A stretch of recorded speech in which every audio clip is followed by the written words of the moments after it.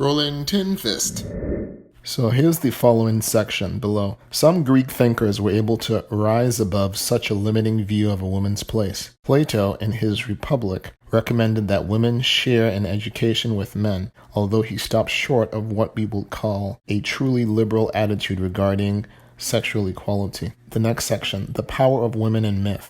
In several ways, then, men could feel uncertain about their control over women. If we have rightly understood some of this uncertainty, we may be near to understanding why women of Greek drama such as Clytemnestra, Antigone, and Medea are such powerful characters, far stronger and more dangerous than the men in Greek plays. Again, in mythology, the Furies, who could drive people mad, were female. Greeks tried to appease them by calling them the kindly ones. Female, too, were the powers called Nemesis and Ate, which brought punishing destruction on those who became too arrogant and self-confident. So were the three fates, who spun out the thread of life and cut it off at the end.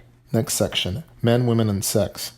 Men, unlike women, were allowed to find sex wherever they liked. Elegant single women were paid companions at men's social affairs. The most famous courtesan of all, Aspasia, had a long affair with the statesman Pericles and bore him a son.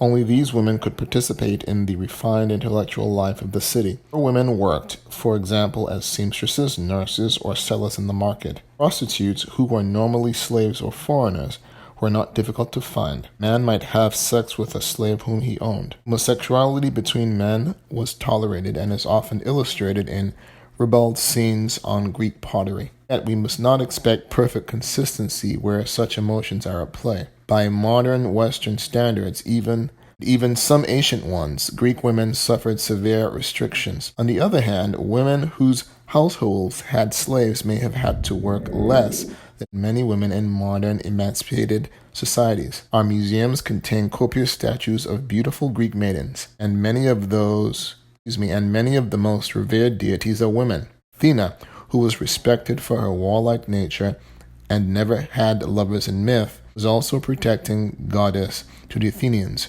who held her in affection and built for her one of the world's architectural masterpieces, the Parthenon. Aphrodite, who could involve human beings in ruin through sexual passion, was treasured as the model of ideal beauty and was so portrayed in hundreds of statues. It is impossible to estimate in scientific terms the emotional love between Greek men and women.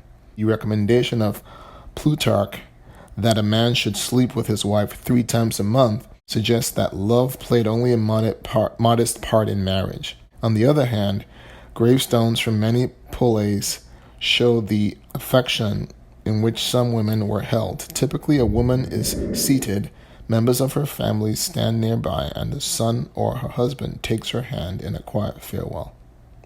And that's the end of it.